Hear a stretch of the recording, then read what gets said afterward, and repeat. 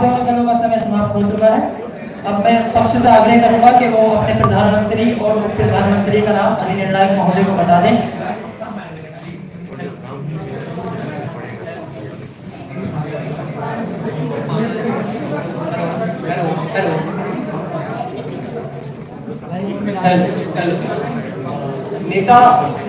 नेता पक्ष आयुष भारद्वाज।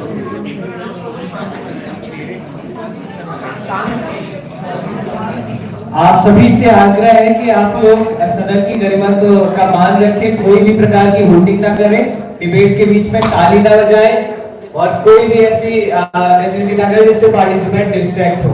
ठीक है, शांति बना के रखें आप लोग पूरे मैच में, प्लीज कहना ना पड़े।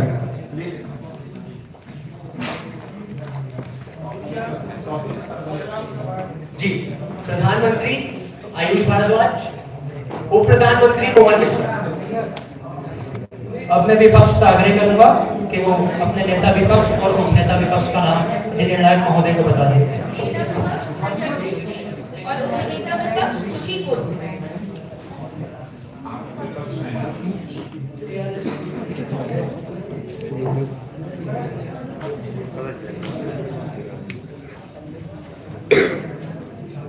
अब मैं प्रधानमंत्री से आग्रह करूंगा कि वो अपने वक्तव्य के लिए सदन पटल पर आए।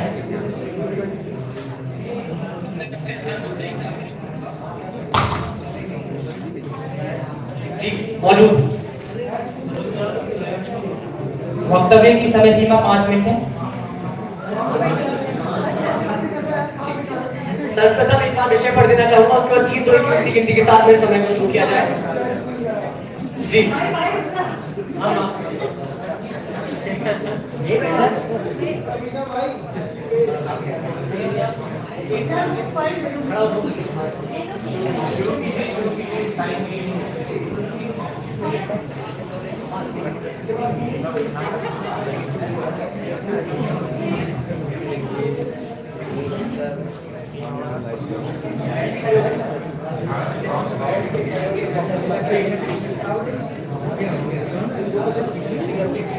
यहाँ पे ठीक है।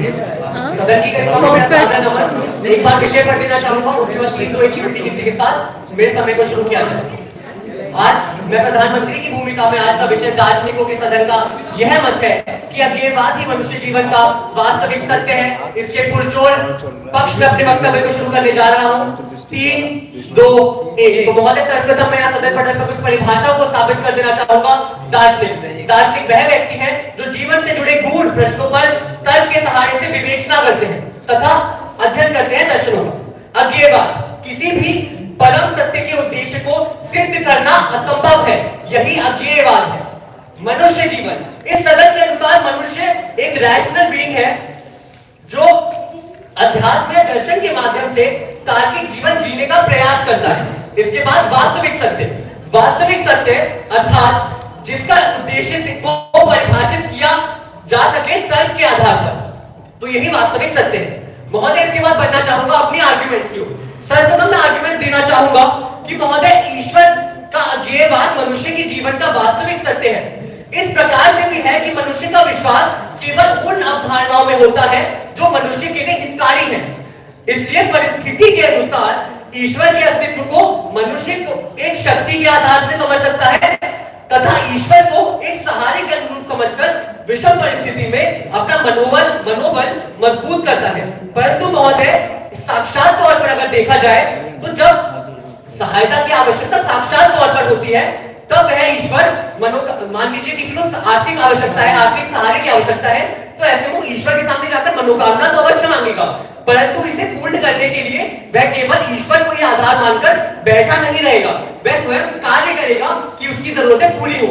ईश्वर को एक शक्ति भी मान रहा है, परंतु साक्षात तौर से नहीं, वह कर्म में बिलीव करता है, कर्म प्रधान है। इसी कड़ी में बढ़ना चाहूंगा अपनी दूसरी बिंदु की ओर।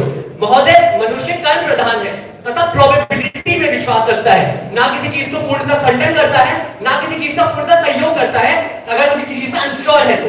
इसी बात में कहना चाहूंगा कि मनुष्य विश्वास करता है, कर्म करो, फल की चिंता मत करो, वह ईश्वर को मिलेगा। इसी अवधारणा से पता चलता है कि कहीं ना कहीं वह ईश्वर को एक शक्ति के रूप में देखता है। वह मानता है कि उसे कर्म प्रधान है, अगर कर्म करेगा तभी फल पाएगा। परंतु इसमें हमें देखने को मिलता है कि वह ये भी मानता है कि कि एक शक्ति उसके साथ है जो उसे मनोबल प्रदान कर रही है, जो उसके साथ खड़ी है, जो देखती है कि इसके साथ कुछ बुरा ना हो और उसके साथ खड़ी है। अगर वो कर्म करेगा तब उसे ये मिलेगा। तो उसे केवल वास्तविक सत्य नहीं मान लेता, वास्तविक सत्य के आधार पर वह मानता है अज्ञेय है, उसके साथ भी है परंतु साक्षात तौर पर नहीं है। इसी के बाद अगली बिंदु पर बढ़ना चाहूंगा। महोदय, अज्ञेयवाद वास्तविक सत्य इसलिए है क्योंकि हमें सीमित ज्ञान है, हम मनुष्य हैं, हम तर्कों के आधार पर चलते हैं, लेकिन इस विषय में ईश्वर के अस्तित्व या अस्तित्व ना होने के विषय में हमें बहुत सीमित ज्ञान है। यह अज्ञेयवाद की अवधारणा मनुष्य जीवन का वास्तविक सत्य इस प्रकार है क्योंकि मनुष्य के पास सीमित ज्ञान है जो कि वास्तविक है, सत्य है। जिन मूल्यों का उद्देश्य के बारे में मनुष्य अज्ञेय है वे उनको परिभाषित नहीं कर सकते। अगर किसी विषय में उसे पूर्णता ज्ञान नहीं है तो वह एक साइड नहीं ले सकता, वह कहीं ना कहीं मिडिल मार्ग अपनाएगा जहां वो ये प्रोबेबिलिटी समझेगा कि इस चीज का अस्तित्व हो भी सकता है, इस चीज का अस्तित्व नहीं भी हो सकता। ऐसे में मनुष्य अपनाते हैं साइंटिफिक और रैशनल अप्रोच। मनुष्य तार्किक प्राणी रैशनल अप्रोच अपनाएगा। मनुष्य जीवन को बताया है कि वह अज्ञेयवाद तथा संदेहवाद का एक अहम हिस्सा है। मनुष्य के जीवन का एक अहम हिस्सा संदेहवाद तथा अज्ञेयवाद है। यहाँ साइंटिफिक और रैशनल अप्रोच के साथ दर्शनों को महत्वता देते हुए, दार्शनिकों के सदन में हम दर्शनों को महत्वता देंगे कि मनुष्य अपने सीमित ज्ञान के साथ मध्यस्थ मार्ग को अपनाते हुए अपना जीवन व्यस्त करेगा। वह एक मध्यस्थ मार्ग अपनाएगा कि जीवन में ना केवल एक पक्ष नहीं लेगा, वह यहाँ पर ना ही ईश्वर के अस्तित्व को नकारता है ना ही वो स्वीकारता है। इसकी हम बात कर रहे हैं। इसी के साथ मैंने बात करी थी कि मनुष्य कहीं ना कहीं अपने व्यक्तिगत लाभों की ओर बढ़ता है, उसके उन्हीं अवधारणाओं में विश्वास होता है जहां उसमें कहीं ना कहीं लाभ निहित होता है। इसके बहुत बड़ा उदाहरण समझाना चाहूंगा त्योहारों के माध्यम से। महोदय, कहीं ना कहीं हम ईश्वर साक्षात नहीं है, जो साक्षात रूप से हमारे सामने प्रकट नहीं है, हम उस पर विश्वास कैसे करें? ऐसे में जब हम देखते हैं कि त्योहारों को हम मनाते हैं, ईश्वर को शक्ति के रूप में मानते हैं, इसका जश्न मनाते हैं। ऐसे में जो हम कहीं ना कहीं ईश्वर की शक्ति के रूप में मानकर अपनी खुशियों का आधार मान रहे हैं, जो हमारी अवधारणा है हम उस पर ही विश्वास करेंगे जो हमारी खुशियां प्रदान करें। ऐसे में त्योहारों में ईश्वर को शक्ति के रूप में मानकर ईश्वर को एक शक्ति का आधार देकर अगर वो हमें खुशियों का एक माध्यम प्रदान कर रही है तो यहाँ पर मनुष्य वास्तविक प्राणी है, वह वही कार्य करेगा जो उसको खुशियों को प्रदान करेगी। वह यहाँ पर केवल ईश्वर के आधार पर कि ईश्वर का अस्तित्व है, ईश्वर ही उसका संरक्षण करेगा, इस आधार पर बैठकर सभी कार्यों को मना नहीं कर सकता। वह कर्म प्रधान है तथा अपने कर्मों को प्रधानता देगा। ईश्वर के अस्तित्व में मानते हुए अगर वह संदेह रखेगा, संदेहवाद में विश्वास रखेगा, ईश्वर का अस्तित्व हो भी सकता है नहीं भी, इसको मानते हुए कर्म प्रधान होगा, कर्मों पर भी उतना ही ध्यान देगा, तो अस्तित्व को नकारेगा ना ही स्वीकारेगा। धन्यवाद।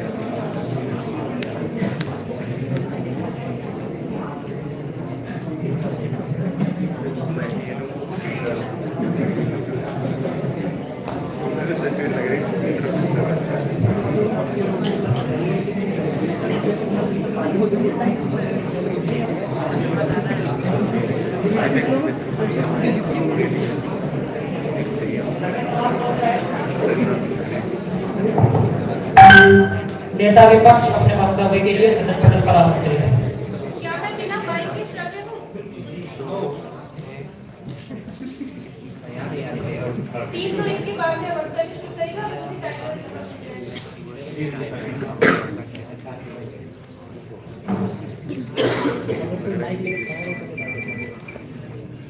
सदन की गरिमा को मेरा सादर नमन। सदन पर आज का प्रस्तावित विषय दार्शनिकों का मत है कि अज्ञेयवाद ही मानव जीवन का वास्तविक सत्य है। के पुरजोर विपक्ष 3, 2, 1। सर्वप्रथम महोदय, जो समझते हैं अज्ञेयवाद क्या है? अज्ञेयवाद अज्ञानता है, अनिश्चितता है, एक ऐसा स्टेट है जिसमें मनुष्य ये मान लेता है कि मुझे कुछ नहीं पता है, और ये कुछ नहीं पता होना ठीक है। क्यों? क्योंकि मैं किसी एक रैशनल डिसीजन पे नहीं पहुंच पा रहा हूँ। इसके बाद हम समझेंगे ये मानना कि वो सब कुछ मनुष्य नहीं समझता, ये अगली बात है। अब कुछ चीजें अनिश्चित होती है, ये भी उसी में आती है। अब दूसरी बात आती है वास्तविक सत्य से क्या अर्थ है। वास्तविक सत्य एक कांस्टेंट है, एक स्थिर है। अगर हम वास्तविक सत्य तक पहुंच जाते हैं, इसके बाद मतलब इसके आगे हमारा कुछ नहीं होगा, यही स्थिरता है, यही कांस्टेंट है। तो सबसे पहले हम ये समझते हैं कि अध्यात्म को हमें क्या करना है, क्योंकि दार्शनिक कौन होते हैं? जो दर्शन शास्त्र का अध्ययन है। अब उनके अनुसार हम समझते हैं कि ये जो अध्यात्म है वो क्या होता है, वो हमारे आत्मा का परमात्मा से मिलन होता है, वो मोक्ष होता है। तो महोदय परम सत्य तो ये है, क्योंकि मोक्ष एक स्थिरता है। जैसे हम कहते हैं वास्तविक सत्य क्या है? स्थिरता है। तो मोक्ष एक स्थिरता है। मानव जीवन तो अस्थिर है, हम तो ज्ञान की खोज में है। तो ऐसे में अज्ञानता को एक कांस्टेंट नहीं बताया जा सकता। उसके बाद मेरा प्रतिपक्ष जब आके कहता है कि मानव तर्कों के सारे विवेचना करके सिद्ध करता है, तो सबसे पहले तो वास्तविक सत्य को सिद्धता की आवश्यकता नहीं होती, वह एक सेल्फ रियलाइजेशन होता है। वास्तविक सत्य एक सेल्फ रियलाइजेशन है और वो एक कांस्टेंट है, उसे किसी की सिद्धता की आवश्यकता नहीं है। फिर वो बात करते हैं ईश्वर के अस्तित्व को मानना और नहीं मानना। तो ईश्वर के अस्तित्व को मानने नहीं मानने से नहीं होता है। ईश्वर है और इसके प्रमाण है हमारे धर्म में कि ईश्वर रहे हैं, और पहले के ऋषि मुनि जो रहे हैं वो ईश्वर के संपर्क में रहे हैं, ईश्वर के पास जाते थे, ईश्वर से बातें करते थे। अब हम उनसे क्यों दूर हो गए? क्योंकि हमारे अंदर लालच का भाव आ गया है, क्योंकि हम इन सारे प्रिंसिपल से दूर होते जा रहे हैं, हम अज्ञानता की तरफ बढ़ रहे हैं। ये हमारी गलती है कि हम अज्ञानता की तरफ बढ़ रहे हैं। ये वास्तविक सत्य नहीं है, क्योंकि ये कांस्टेंट नहीं है। कांस्टेंट क्या है? जब हमारी आत्मा का परमात्मा से मिलन होता है, अच्छाई को समझते हैं, ये कांस्टेंट है। उसके बाद बात करते हैं कर्म प्रधानता की। तो महोदय ये कहाँ कहा जाता है कि ईश्वर को मानना, ईश्वर पे सब छोड़ देना होता है? ईश्वर को मानना अपने कर्मों को करना होता है, लेकिन धर्म को साथ रख कर कर्मों को करना होता है। इसके बाद हम बात करते हैं कि सीमित ज्ञान है, इसीलिए सीमित ज्ञान है, इसलिए वो वास्तविक सत्य है। तो महोदय ज्ञान को तो हम हर दिन पहुंच रहे, ज्ञान तो हम हर दिन पहुंच रहे। तो जो सीमित ज्ञान है, हम सीमित ज्ञान को खत्म करेंगे, हम एनलाइटेंड होंगे। जिस तरह बुद्ध भगवान एनलाइटेंड हुए, उस तरह एनलाइटेंड होंगे, जीवन के सत्य को समझेंगे, और फिर हमारा आत्मा जो है वो परमात्मा और परम ब्रह्मा से जाके जुड़ जाएगा। इसका क्या अर्थ है? ये हम परम सत्य को अचीव कर लेंगे, यहाँ हम परम सत्य तक पहुंच जाएंगे। फिर ये बात करते हैं प्रोबेबिलिटी की और अज्ञानता की, संदेह की तथा मध्यस्थ संदेह की। तो जब संदेह की बात होती है तो महोदय संदेह को तो हम तभी देखते हैं ना जब हमें कुछ चीज का ज्ञान नहीं होता, और वो ज्ञान नहीं होता तो हम उस ज्ञान को अचीव करते हैं, उस संदेह को दूर करते हैं, और उस संदेह को दूर करने के लिए क्या करते हैं? विज्ञान लेते हैं। अब विज्ञान सिर्फ साइंस नहीं है, वो विज्ञान की बात करते हैं, पर विज्ञान को एक बहुत संकीर्ण डेफिनेशन में बताते हैं। विज्ञान क्या है? विस्तृत ज्ञान। वो सिर्फ ये नहीं कि हमारे चारों तरफ क्या चल रहा है, विस्तृत ज्ञान, ईश्वर का भी विस्तृत ज्ञान, स्पिरिचुअलिटी का भी विस्तृत ज्ञान है। तो ये जब विस्तृत ज्ञान तक हम पहुंचेंगे तो ये अज्ञानता स्वयं ही दूर हो जाएगी, और जो चीज स्वयं ही दूर हो जाए वो कभी सत्य नहीं हो सकती, क्योंकि सत्य क्या है? स्थिर है। और ये जो अज्ञानता ये दूर हो जाएगी। कब दूर हो जाएगी? जब हम विस्तृत ज्ञान तक पहुंच जाएंगे, और जब हमें अपने निजी लाभ को छोड़ के अपनी निजी लाभ। इसके बाद जब वो कहते जाते हैं कि इस निजी लाभ और लालच के कारण हम अपने डिसीजन बदलते हैं, हम त्योहार मनाते हैं, तो यही तो हम भी कह रहे हैं महोदय कि जो आपका ये सारी चीजें हैं ये कुछ व्याधियों के कारण हो रही है। व्याधियां क्या है? लाभ, लालच, ये सब व्याधियां हैं। द्वेष, किसी के प्रति जलन, ये सारी व्याधियां हैं। जिस दिन हम इन सारी चीजों को खत्म करेंगे, ये सब कांस्टेंट नहीं है। क्यों कांस्टेंट नहीं है? आज मुझे किसी से प्रेम है, कल प्रेम नहीं होगा। आज मुझे किसी से ईर्ष्या है, कल ईर्ष्या नहीं होगी। जब इन सारी चीजों को समझकर हम उस स्टेट पे पहुंच जाएंगे महोदय, जिस स्टेट में हमें इन सारी चीजों का कोई फर्क नहीं पड़ेगा, उस समय को हम वास्तविक सत्य मानेंगे, उस समय को हम वैश्विक सत्य मानेंगे, क्योंकि वो स्थिर होगा महोदय। इसके बाद हम बात करेंगे ईश्वर के अस्तित्व की तथा अनश्योर होने की। तो मेरा प्रतिपक्ष जब कह के जाता है कि हम ईश्वर के बारे में अनश्योर है, तो क्यों अनश्योर है महोदय? इसीलिए अनश्योर है क्योंकि हम उससे दूर हो गए हैं, अपने कर्मों की वजह से दूर हो गए। और यहाँ पे इसको वैश्विक सत्य न मान के हमें इसे वापस अचीव करना होगा, जो हमारे धर्म में लिखा हुआ है कि लोग इच्छा मृत्यु तक की बात करते हैं। ये सब बातें जब होती है तो क्या समझ में आता है कि हमारा जो आत्मा था वो परम ब्रह्म और परमात्मा से करीब था, लेकिन आज के समय में हम उससे दूर हो गए। तो इस चीज को खत्म करना है। इस मोह माया जो है, अच्छा ये हम कहते हैं कि माया का जाल, जो दुनिया में वो मोह और माया का जाल है। तो इसी मोह माया के जाल को हम सत्य कैसे मान सकते हैं? जिस दिन मोह माया की जाल खत्म हो जाएगी उस दिन हम परम सत्य तक पहुंच पाएंगे, उस दिन हम परमात्मा तक पहुंच पाएंगे, और परमात्मा से मिलन ही परम सत्य है। धन्यवाद। धन्यवाद।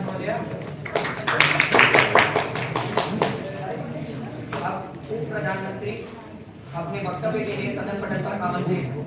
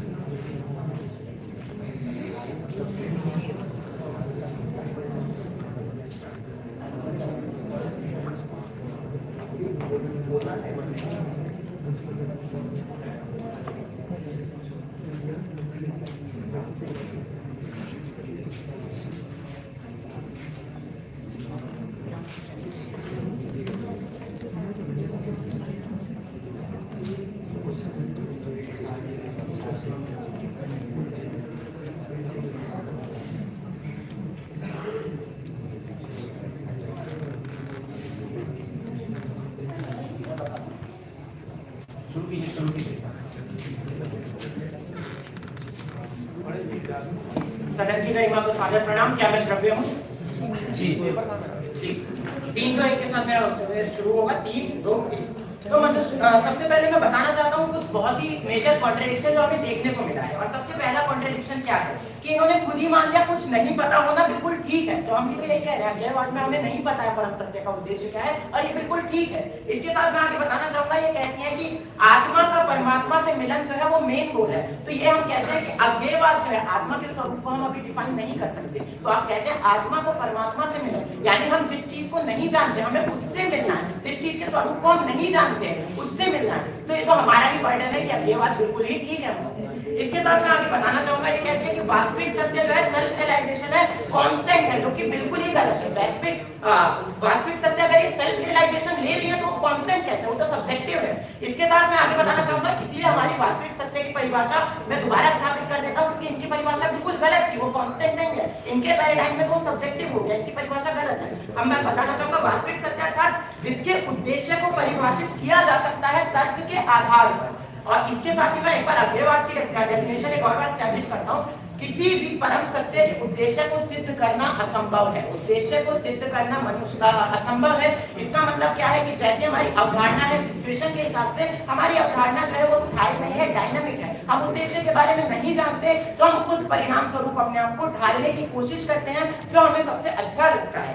इसके साथ ही मैं आगे बताना चाहूंगा कि सीमित ज्ञान मनुष्य जीवन की वास्तविकता है जो ये खुद भी मान के जाती है। इसीलिए तो अज्ञेयवाद मनुष्य जीवन का वास्तविक सत्य है, क्योंकि सीमित ज्ञान मनुष्य जीवन की वास्तविक सत्य है, यानी सीमित ज्ञान जो है वो मनुष्य की वास्तविकता है।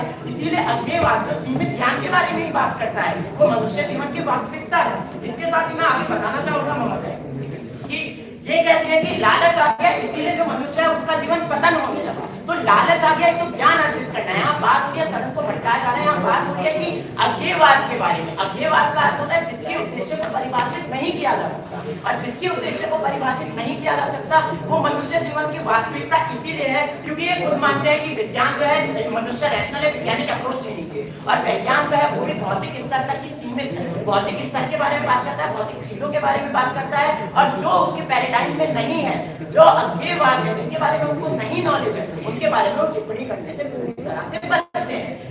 इसलिए जो अज्ञेयवाद है, इसलिए हमने कहा था कि अज्ञेयवाद जो है यहाँ पे साइंटिफिक के साथ, रैशनल अप्रोच के साथ, दर्शन को महत्वता देते हुए मनुष्य अपने सीमित ज्ञान के साथ मध्यस्थ मार्ग अपनाते हुए जीवन का व्यापन करता है। इसी के साथ मैं बताना चाहूंगा सीमित ज्ञान जो है ये अज्ञेयवाद की अवधारणा मनुष्य के जीवन का वास्तविक सत्य इस प्रकार है क्योंकि मनुष्य के जीवन में सीमित ज्ञान है जो कि एक सत्य है, और जिन मूल्यों के बारे में हमें नहीं पता है उसके बारे में हम परिभाषित नहीं कर सकते हैं, वही मनुष्य जीवन की वास्तविकता है। इसके साथ ही मैं बताना चाहूंगा अपने और डेफिनेशंस के बारे में। जैसा कि हम बोल के जाते हैं कि मनुष्य का जीवन जो है वो इस सदन के अनुसार एक रैशनल बीइंग है जो अध्यात्म या दर्शन के माध्यम से तार्किक जीवन जीने में विश्वास रखते हैं। तो अज्ञेयवाद एक तरह से तर्क इसीलिए है क्योंकि यह सिद्धांत है कि जिस चीज के बारे में हमें नहीं पता है, जिसके बारे में हमें तर्क नहीं है, उसके बारे में हम बात करने से बचेंगे। यही मनुष्य की एक तार्किकता है कि जिस बारे में उसको सीमित ज्ञान है वो वहां से बचने की कोशिश करेगा। इसके साथ ही मैं आगे बताना चाहूंगा ये मानकर जाती है कि हम ईश्वर से दूर हुए क्योंकि हम अनश्योर हैं, यानी कि इसका मतलब यह है कि अज्ञेयवाद जो है वो असर्टेनिटी की बात करता है, अनश्योरिटी की बात करता है, और यही हम कह रहे हैं कि अश्योरिटी की बात नहीं करता है, अनसर्टेनिटी की बात करता है। इसीलिए वो मनुष्य जीवन का एक अहम हिस्सा है, कोर वैल्यू है, और एक बहुत ही संदेहवाद है उसके जीवन का एक मूल है। इसके साथ ही मैं बताना चाहूंगा अंत में कि जो हमारी परिभाषा, जो हमारे आर्गुमेंट जो काफी ज्यादा स्टैंडिंग थे, एक सीमित ज्ञान का एक वास्तविक जो इन्होंने कुछ भी माना है, साइंटिफिक और रैशनल अप्रोच मनाता है, और साइंटिफिक और रैशनल अप्रोच खुद जो है भौतिक स्तर तक की सीमित ज्ञान रखती है और जो भी परम सत्य है उसके बारे में बोलने से बचती है। इसके साथ ही मैं आगे बताना चाहूंगा कि आत्मा और परमात्मा का मिलन का मेन गोल है, तो ये हमारे पैराडाइम को फिक्स करके चली जाती है, क्योंकि आत्मा के स्वरूप को अद्वैतवाद के हिसाब से डिफाइन नहीं किया गया है। आत्मा के स्वरूप के बारे में इन्होंने कुछ नहीं बताया, यानी आत्मा का स्वरूप अज्ञेय है, जो अज्ञेयवाद की अवधारणा है। इसके साथ ही मैं बताना चाहूंगा अध्यात्म का हमारा पैराडाइम है। अध्यात्म के पैराडाइम में हमें पता चलता है कि हम पे जितना सीमित ज्ञान है उस हिसाब से मनुष्य को जीवन यापन करना चाहिए, क्योंकि अगर हम सीमित ज्ञान को एक्सेप्ट नहीं करते हैं तो हमारे पतन का बहुत ही कारण बनेगा, जिससे हमारा जो जीवन यापन है वो पतन की ओर चला जाएगा। इससे अच्छा ये रहता है महोदय, जैसा हम बताते हैं, हमारे पक्ष के जितना भी बताते हैं कि हमें अवधारणा को अपने हिसाब से ढालने की कोशिश करनी चाहिए, हमें एक डायनामिक अप्रोच अपना दीजिए, ना कि एक स्टैटिक अप्रोच, एक कंजर्वेटिव, एक स्थायी अप्रोच। इसके साथ मैं बताना चाहूंगा मनुष्य जो है कर्म प्रधान है तथा प्रोबेबिलिटी में विश्वास रखता है, और प्रोबेबिलिटी सीधी है कि हम उस चीज के बारे में नहीं जानते हैं, ये एक रैंडमनेस है, हम उसको डिफाइन नहीं कर सकते, परिभाषित नहीं कर सकते। इसके साथ ही मनुष्य विश्वास करता है कि कर्म करो फल की चिंता मत करो। इसका अर्थ क्या है कि फल की असर्टेनिटी है, यानी हमें फल के बारे में पता नहीं है, फिर भी हम कर्म को प्रधानता देते हैं। धन्यवाद महोदय। उपनेता विपक्ष अपने वक्तव्य के लिए मंच पर आमंत्रित है।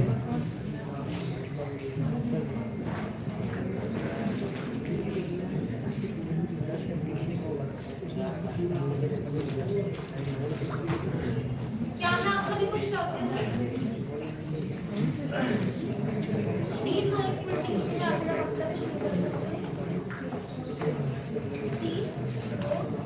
तो महोदय, पहले तो मेरा प्रतिपक्ष आके बताने में चाहता है कि वास्तविक सत्य क्या है। वह कहता है कि वास्तविक सत्य कांस्टेंट नहीं, क्योंकि वो सब्जेक्टिव है, और हमारा मतलब है वास्तविक सत्य का कांस्टेंट होने से कि वह कोई बदल नहीं सकता, वह हमेशा एक जैसा रहेगा। जब हम अज्ञावाद की बात करते हैं तो वो मानते हैं अगम से कि वह कांस्टेंट है, तो क्या मानते हैं कि आगे हमें उस बात में कोई ज्ञान नहीं मिलेगा। वह क्या बात बार बार बोल के जाते हैं कि विज्ञान को भी किसी चीज में कुछ पता नहीं है तो वह उसमें टिप्पणी करने से दिखता है कि अगर हमें आत्मा के बारे में नहीं पता तो हमें नहीं पता चलता है। मगर यह बात जानना जरूरी कि अगर किसी चीज का ज्ञान हमें आज नहीं है तो इसका मतलब ये नहीं कि वह आने वाले कल में हमें नहीं पता चल सकता। हमने पहले भी देखा है, शुरू से लेकर आज तक काफी सारी चीजें इंसानों को अननोन थी, मगर विद समय विद टाइम हमें उन्हें जाना है, उन्हें पहचाना है, उन्हें समझा है। जैसे कि पहले कोई सोच भी नहीं सकता था कि इतनी सारी यूनिवर्सेस होंगी, पर आज मल्टी यूनिवर्स का कॉन्सेप्ट है, कैसे आया? अगर अज्ञावाद होता तो यह ज्ञान कांस्टेंट होता, वह बढ़ता नहीं, वह ऊपर नहीं होता। मगर आज हमें काफी सारी चीजों का ज्ञान मिलता है। फिर वह बताते हैं कि जो आत्मा व परमात्मा का मिलन है वह अज्ञावाद नहीं है, वह अज्ञावाद नहीं है, क्योंकि हमें आत्मा के बारे में पता है। आपको या मुझे नहीं पता, इससे यह मतलब नहीं होता कि किसी को नहीं पता। आज अगर हम बुद्धा की बात करते हैं, आज अगर हम महावीर की बात करते हैं, तो हम जानते हैं कि उन्होंने मोक्ष की प्राप्ति करी, उन्होंने सत्य को जाना है, समझा, उन्होंने लोगों को सिखाया है। तो वह बताते हैं कि उनके माध्यम से आत्मा क्या है, उनके पर्सपेक्टिव से आत्मा क्या है। इससे समझ आता है कि इंसान कोशिश करता है और उनके दिमाग से उन्हें पता चला है कि आत्मा क्या है। फिर वह कहते हैं कि हमें सीमित ज्ञान है जो उसे एक्सेप्ट कर लेना जरूरी है, वरना पतन घटेगा। आप मुझे बताइए, सीमित ज्ञान एक्सेप्ट करना जरूरी क्यों? अगर हम सीमित ज्ञान को एक्सेप्ट कर लेंगे तो हम सेटिस्फाई हो जाएंगे, तो ज्ञान बढ़ेगा कैसे? ज्ञान बढ़ने का सबसे बड़ा रीजन ये है कि हमें भूख होनी चाहिए ज्ञान की। हम एक्सेप्ट करेंगे कि ज्ञान की अभी भी बहुत ज्ञान है पूरे जीवन में जानने का, तो हम उसे जानने का प्रयास करेंगे। फिर वह बोलते हैं कि रैंडमनेस है काफी, इस वजह से हमें नहीं पता कि अज्ञावाद हमारा सत्य है। मगर यहाँ समझना जरूरी है कि रैंडमनेस कोई ऐसा टर्म नहीं है ना, आप डिफाइन नहीं कर सकते रैंडमनेस है क्या। आप किसी भी चीज को रैंडम बुला सकते हैं, मगर कुछ पैरामीटर्स होते हैं जिसकी वजह से हम कहते हैं कि वह सत्य है। और काफी सारे पैरामीटर्स हमें मिले हैं जिससे हमें समझ आता है कि पहले के जमाने में लोग ईश्वर से फिर जुड़े हुए थे, वह उन्हें समझते थे। फिर धीरे धीरे, जैसे मेरे नेता ने भी कहा कि जैसे जैसे उनके मन में लालच आया, ईर्ष्या आई, वह उससे दूर जाते हैं। और आज भी ऐसी स्थिति में है जहाँ शायद वह इतना नहीं समझ पा रहे, मगर यह सत्य नहीं है, यह सत्य नहीं है। फिर वह बताते हैं कि सीमित ज्ञान जो है वह हमारे जीवन में है, इस वजह से हम अज्ञावाद सत्य है। मगर आप समझना जरूरी है कि सीमित ज्ञान हमेशा रहेगा और उस ज्ञान को बढ़ाना ही अगले बार को सत्य नहीं है बता पाएगा। और फिर जब हमें समझना पड़ेगा कि जैसे मेरा नेता भी कहना चाहता है कि लालच द्वेष ऐसी जो चीजें हैं आज ये कांस्टेंट नहीं है, कांस्टेंट नहीं है, क्योंकि आज अगर आप किसी से द्वेष करते हैं जरूरी नहीं कि हम कल भी जाके द्वेष करें, तो यह कांस्टेंट नहीं है, सत्य नहीं। अब मैं अपने कुछ नेता की बातों पे रोशनी डालना चाहूंगी। सबसे पहली बात, दर्शन कहता है कि अध्यात्म आत्मा को परमात्मा से मिलन का सार है, हमें मोक्ष मिलती है, यहाँ सत्य है। फिर बात आती है कि जो अज्ञात है सत्य नहीं है, यह माध्यम है। आज हम अज्ञात में हैं, मगर हो सकता है कल अपनी ऊर्जा से अपनी वाणी से हम आगे बढ़ सके एवं अज्ञात को दूर कर सके। अज्ञात अगर कांस्टेंट होता तो ज्ञान में कभी भी बढ़ावा ना होता, हम हमेशा एक ही स्थिति में रहते, मगर ज्ञान में हमेशा बढ़ावा हुआ, हमने काफी सारी चीजों को पीछे छोड़ा है। जो ऋषि मुनि से कनेक्शन है पहले था, आज भी है, या बताता है कि अज्ञात सत्य नहीं। फिर लालच अज्ञानता ने मनुष्य ईश्वर के इस योग का खंडन किया है तथा आत्मा को परमात्मा से दूर किया है। अगर यह दूरी हमेशा नहीं रहती तथा एक दिन जरूर अज्ञात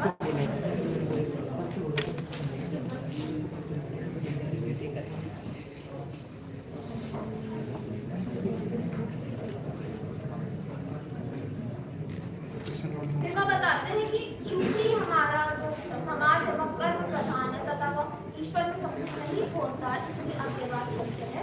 मगर इसका मतलब अज्ञात का मतलब ये नहीं होता कि हम मान लें कि हमें कुछ पता नहीं हो तो ईश्वर करेगा, हम अपना कर्म करेंगे, मगर हम उसमें भी विश्वास रखेंगे। जब उन्होंने कहा कि कर्म करते रहो, करके जितना मत करो, कहीं ना कहीं ईश्वर पर विश्वास है, क्योंकि हम मानते हैं कि ईश्वर हमारे साथ अगर हम अच्छा कर्म करेंगे तो ईश्वर हमारे अच्छा कर्म करेंगे। धन्यवाद महोदय। अब सदन में 2 मिनट का प्रश्नोत्तरी के प्रिपरेशन के लिए कॉमन समय दिया जाता है।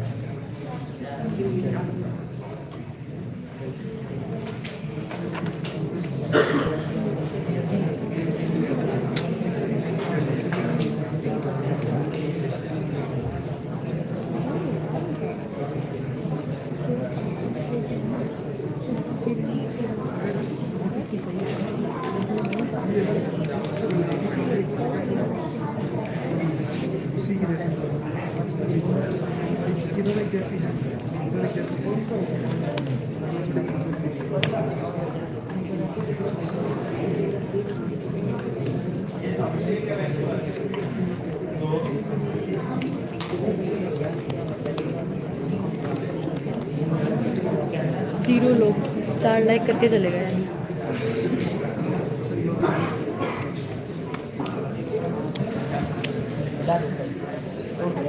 जीरो लोग देख रहे हैं। कैसा लगा? किसकी तरफ हो गया?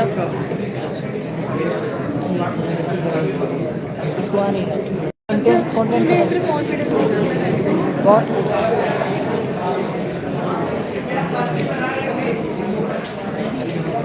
कृपया सदन की गरिमा बनाए रखें।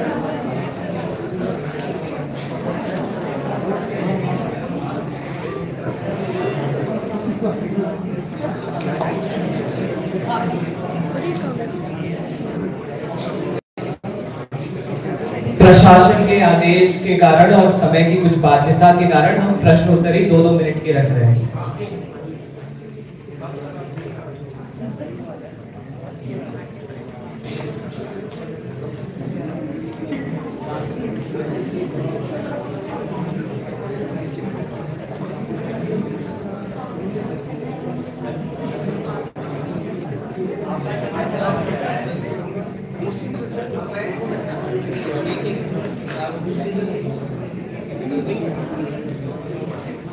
अब मैं विपक्षी दल से अनुरोध करूंगा कि वो पक्ष के किसी एक वक्ता को प्रश्नोत्तरी के लिए चुने।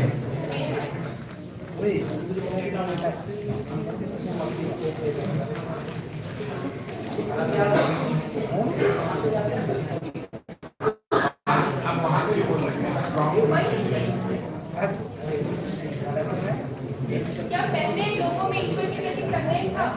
ईश्वर के प्रति बताया हमेशा से संदेहवाद शुरू से मतलब सदियों की बात करें, संदेहवाद ऋषि मुनियों की बात करें, संदेह उनके मतलब ईश्वर की एग्जिस्टेंस के प्रति संदेह। यहाँ पे हम जो दर्शन शास्त्र की बात कर रहे हैं वहाँ पे संदेहवाद जो है वो एक पूरा फिलॉसफी वगैरह है। महाभारत संदेह, संदेहवाद है। महाभारत में संदेहवाद।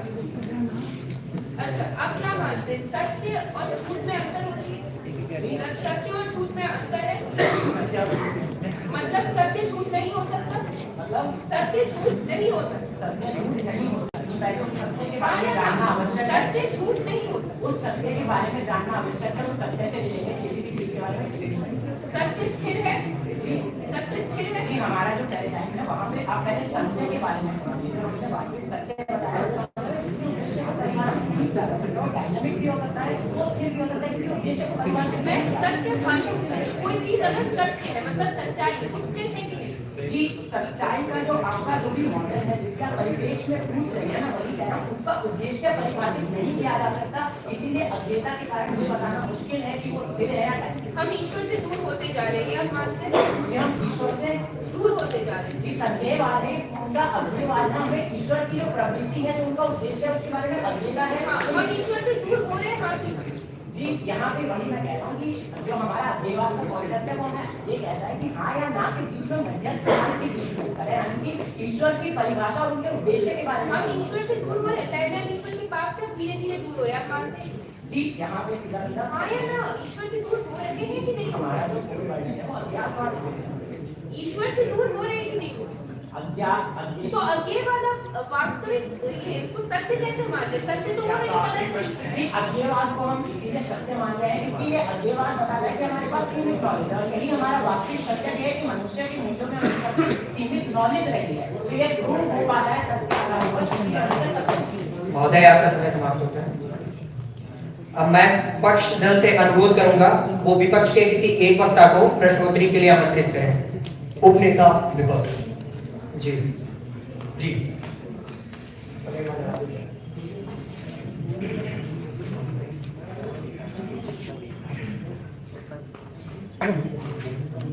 3 मिनट। तो आपका अपना कोड है कि आज नहीं हमें ईश्वर के बारे में अज्ञातवाद जो है आज नहीं है, उससे भविष्य में पता लग जाए। क्या आप इसे मानते हैं?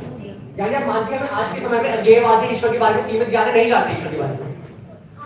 आप मानते हैं कि ईश्वर के बारे में सीमित हो? जी आप हमारा विषय क्या है कि अज्ञात सत्य क्या होता है? कॉन्स्टेंट होता है। आज अगर हम मोह माने का कारण ईश्वर से दूर जा रहे हैं तो पहले हम मोह माने में नहीं मतलब ईश्वर की गति को आगे वाले समय पर हम ईश्वर की वापस करते हैं। जी क्या आप मानती हैं कि हमारे ईश्वर के प्रति सीमित ज्ञान है? हम श्योर नहीं है, तो ईश्वर के बारे में आपको कितना ज्ञान है? मुझे नहीं पता है, मैं बहुत कुछ पता है कई यानी जी आपको नहीं पता, दार्शनिक के संदर्भ में यानी दार्शनिक को नहीं पता? दार्शनिक हर तरह अलग-अलग तरह के कारण एक दार्शनिक को सारी तरह की नॉलेज हो सकती है। उत्तर जी तो मैं पूछना चाहूंगा क्या सत्य वास्तविकता है? जी तो आप कहते हैं अज्ञेयवाद जो है वो सत्य है, तो अज्ञेयवाद में वास्तविकता है। अज्ञेयवाद कैसे वास्तविकता है? सब कांस्टेंट होता है, अज्ञेयवाद कांस्टेंट है। जी सत्य कांस्टेंट है, इसमें कोई नवाचार नहीं आता। सत्य एक है। जी मेरे को ये बताइए कि क्या मनुष्य का ज्ञान सीमित है? मनुष्य का आपकी बात है। हाँ अच्छा, इसी के साथ आप ये बताइए कि मानव जीवन का मूल्य है कि मनुष्य का ज्ञान सीमित है, आप मानते जाते हैं? मानव जीवन के मूल्य में है कि मनुष्य का ज्ञान सीमित है, आप मानते जाते हैं? आपने स्वयं कहा है कि कुछ दार्शनिकों को किसी चीज का ज्ञान होता है, कुछ को किसका, यानी एक विषय में तो ज्ञान सीमित होगा। आज सीमित है। आज सीमित है। अब सीमित ज्ञान का मतलब ये है कि अज्ञेयवाद तो है। अज्ञेयवाद का मतलब क्या समझ नहीं रहे? आगे चलने का ज्ञान अधिक कर सकते हो, सत्य कैसे? आज के समय में सीमित ज्ञान है। आज के समय की बात नहीं, सत्य की बात है। जी तो अगर किसी बारे में हमें सीमित ज्ञान है, यानी चीज में संदेह है। संदेह की बात अलग होगी, आगे चलने का हट जाएगा। उत्तर अब मैं पक्ष दल के शेष वक्ता को सदन पटल पर प्रश्नोत्तरी के लिए आमंत्रित करता हूँ। जी मौजूद। सीमित ज्ञान बढ़ती है। जी आज के परिप्रेक्ष्य में देखा जाए तो किस विषय में बात कर रहे हैं? आपके पास पहले किसी चीज की ज्ञान नहीं थी, अभी उस चीज की ज्ञान है, ये संभव है? जी अगर आपका सीमित ज्ञान है वो बढ़ेगा, बिल्कुल बढ़ सकता है अगर आप ज्ञान को एकत्र करें। तो फिर आज हमारे पास सीमित ज्ञान है, तो आप ये कैसे मान रहे हैं कि आज ही वास्तविक सत्य है, आगे जाके हम सत्य को नहीं पहुंच? ये बात है, हमें संदेह है इस बारे में, क्या पता मेरी कोई एश्योरिटी नहीं है इस बात की। तो आज अश्योरिटी नहीं, इसका मतलब आज एश्योरिटी नहीं है, ये तो प्रमाण है, कल भी एश्योरिटी नहीं होगी। और पुराने समय में एश्योरिटी रही है और आगे जाकर एश्योरिटी कम ही हुई है, बढ़ी तो नहीं है, आगे जाकर और कम होगी। फिर बढ़ सकती है, जब पहले रह सकती तो फिर क्यों नहीं बढ़ सकती? पहले आपने कहा समय के साथ घट रही है, आपने स्वयं उदाहरण दिया, पहले के समय में थी, आज के समय में घट रही है, बहुत भविष्य में, ऐसा आपने कहा। अच्छा, आप नहीं मानते कि पहले मतलब ईश्वर के प्रति करीब थे लोग, आप नहीं मानते? देखिए, हम पहले भी अकेले थे, हम आज भी अकेले हैं, संदेह है, हम बिल्कुल भी श्योर नहीं है ईश्वर के अस्तित्व में। जी। इसके बाद आपके जो नेता कहते जाते हैं तो अच्छा बुद्ध जी को एनलाइटमेंट मिला, जी आपने कहा है, हम संदेह है, हमें संदेह है इस बारे में। इस बारे में अगेन पहले ये संदेह था कि जब आप राष्ट्रीय तब समाज को लेकर चलेगा, जस्ट बिकॉज आपको संदेह है इससे हम ये नहीं मान सकते कि सबको संदेह है, इसीलिए समाज को लेकर चलते। क्या समाज करीब था ईश्वर से? जी देखिए, सब्जेक्टिव व्यू है, आप मुझसे पूछ रहे हैं, मैं केवल अपना भी बता सकता हूँ। समाज के बारे में मैं नहीं जानता, मैं दार्शनिक हूँ। जी, मैं समाज शास्त्री नहीं हूँ, देखिए मैं दार्शनिक हूँ, अपने क्यों बता सकता हूँ, अपनी फिलॉसफी। समाज को नहीं समझ, मैं समाज को समझ रहा हूँ, संदेह है इसलिए मैं नहीं बता सकता। समाज को देखिए, संदेह है कि आप में संदेह है। अगर मुझे किसी विषय में स्वयं संदेह है तो मैं कैसे मानूं किसी और को संदेह नहीं होगा? संदेहवाद अज्ञेयवाद है। मतलब आप एक संदेहास्पद दार्शनिक।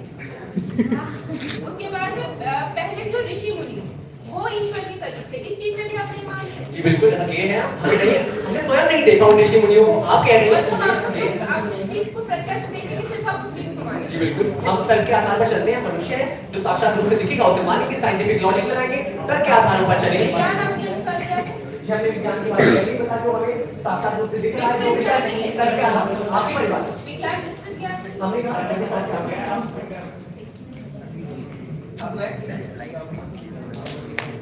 अब मैं विपक्षी दल के शेष वक्ता को सदन पटल पर प्रश्नोत्तरी के लिए आमंत्रित करता हूँ। आपकी साथी वक्ता मानकर जाती है हमें ईश्वर के बारे में सीमित ज्ञान है, क्या आप इसको मानती हैं? हमें ईश्वर के बारे में सीमित ज्ञान है, अगर हमें किसी चीज में सीमित ज्ञान है तो क्या उसके बारे में टिप्पणी करना सही है? टिप्पणी करना सही है? सही नहीं है, यानी ईश्वर के बारे में टिप्पणी करना सही नहीं है, यानी हमें असंदेहवाद है ईश्वर के विषय में। संदेहवाद है, ये भी मानते हैं। जी। आज हम लोग संदेह में हम ये भी मानते हैं, पर हम ये नहीं मानते कि यही वास्तविक सत्य है। हम आज संदेह में हैं क्योंकि हम लालच के कारण, ईर्ष्या के कारण, ऐसी भाव के कारण ईश्वर से दूर हो गए। जी। जिस दिन ये सारी भावनाएं खत्म होंगी, हम परमात्मा से मिलेंगे, तब संदेह खत्म हो जाएगा। जी, तो क्या मानते हैं आप सेवा जीवन का मूल्य अभी है, क्योंकि अभी हमें क्या ठीक है? जी मूल्य है। पर हम धन्यवाद वैश्विक सत्य- धन्यवाद। अब ये कहते जाती है कि एक दिन के बाद खत्म जरूर होगा, मतलब अभी तो मानव मूल्यों में मौजूद है। मानव मूल्यों में मौजूद है, पर हमने पहले भी देखा है और हम आगे भी देखेंगे कि विस्तृत ज्ञान से ये खत्म होंगे और हम ज्ञान को प्राप्त अभी मौजूद है। अच्छा, जानना बाकी है, इसका मतलब अध्यय है हम ईश्वर से। जानना बाकी है, तो जानना बाकी है, अभी हम अध्ययन है, ये तो हम भी कहते हैं, पर जब वास्तविक सत्य की बात होती है तो सत्य कांस्टेंट होता जी, है। क्या आप किसी चीज को तभी विश्वास करते हैं जब आप साक्षात रूप से देखते हैं, पूरी नॉलेज होती है आपकी उस चीज की? तो आप ऋषि मुनियों को आपने साक्षात रूप से देखा है, आप पूरी नॉलेज है उनके बारे में, तब आप बात करेंगे। मुनियों को ईश्वर का नॉलेज कहाँ से है? आप सभी ऋषि मुनियों के बारे में स्वयं पढ़ा है, अच्छे से नॉलेज है, आपने देखा है, उनको ही बात करें। ये मेरी बात नहीं होती है, दार्शनिक देखते हैं, दार्शनिकों को पता है कि ऋषि मुनि थे और वो ईश्वर के करीब थे। क्या सत्य वास्तविकता है? जी। और अभी वास्तविकता ये है कि हम अध्यय हैं, तो अध्ययता एक सत्य है। जी नहीं, क्यों? अज्ञेयता सत्य नहीं है, क्योंकि वास्तविक सत्य जो हम अपने पूरे तार्किक में यही कहते हैं, वास्तविक सत्य जो है, सत्य आप उसको कब बोलेगा? जब वो स्थिर हो जाएगा मुझसे, क्योंकि वो परम सत्य क्या होता है कि मतलब उसके बाद उसमें कोई चैलेंज नहीं है। जी। तो मेरा अंतिम प्रश्न यही रहने वाला है कि समय समाप्त होता है। अब मैं अतिथि का एक से पूछना चाहता हूँ, क्या उन्हें मैंने